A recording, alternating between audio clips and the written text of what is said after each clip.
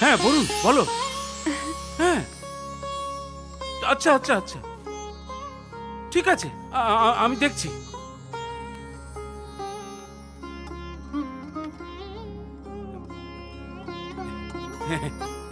Urgent call ছিল। General কলগুলো সাধারণত সাইলেন্ট করেই রাখি। যেহেতু আমার কাজকর্ম, টাকা পয়সা, ব্যবসা বাণিজ্যের সঙ্গে যুক্ত, সেহেতু দিবারাত্রি কোটি কোটি মানুষ খালি চেয়েই যাচ্ছে, চেয়েই যাচ্ছে, চেয়েই যাচ্ছে। দোলা শোনো, একটু এদিকে এসো। কি? তোমার সঙ্গে আমার একটা দরকারি কথা আছে। আমার একটু সঙ্গে? ওদিকটা চলো তো। চলুন। চলো।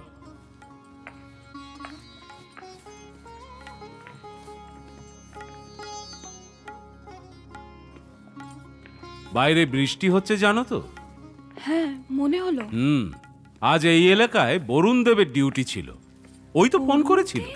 বরুণ দেব বললে তোমার মা নাকি বৃষ্টিতে ভিজে তোমায় খুঁজে বেড়াচ্ছে। আমি জানতাম মা চিন্তা করবে। বৃষ্টিতে ভিজে মা খুব কষ্ট পাচ্ছে, তাই না? তা পাচ্ছে। দেখি কি ব্যবস্থা করা যায়। আচ্ছা, তার আগে তুমি বলো তো, ওই ছেলেটার সাথে, মানে দদুলের সাথে তুমি বাড়ি থেকে পালিয়ে আসোনি তো? মানে প্রেম পীড়িতের কেস নয় তো? না না, আমি পালিয়ে আসিনি। আমি তো ওকে চিনতামই না, আজই চিনলাম। তাহলে ঠিক আছে। আসলে এই প্রেম পীড়িতের কেসগুলোতে নাক গলালে শ্রীকৃষ্ণ খুব রেগে যায়, তারপর এমন পলিটিক্স চালায় প্রাণ অষ্টাগত হয়ে ওঠে। আমার মাকে আপনি রক্ষা করুন গণপতি বাপ্পা। চিন্তা করো না, আমি তো আছি। তার আগে তুমি বলো তো, তোমার মা ঠাকুর দেবতায় বিশ্বাস করেন তো? হ্যাঁ করে, মা তো রোজ সকালে আর সন্ধেবেলায় পুজো করে। তাহলে ঠিক আছে, আমি দেখছি। জয়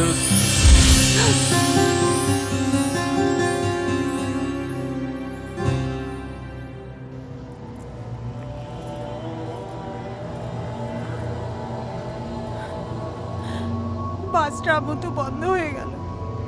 আমার মেয়েটার কি হলো? হে ঠাকুর, আমার মেয়েটাকে রক্ষা করো ঠাকুর, আমার মেয়েটাকে রক্ষা করো।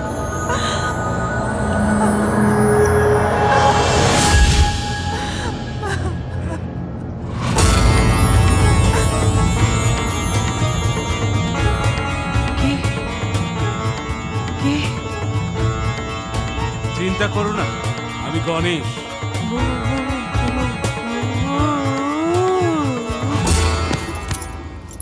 যা, এটা কি হলো? ভগবানকে ভূত ভেবে অজ্ঞান হয়ে গেল।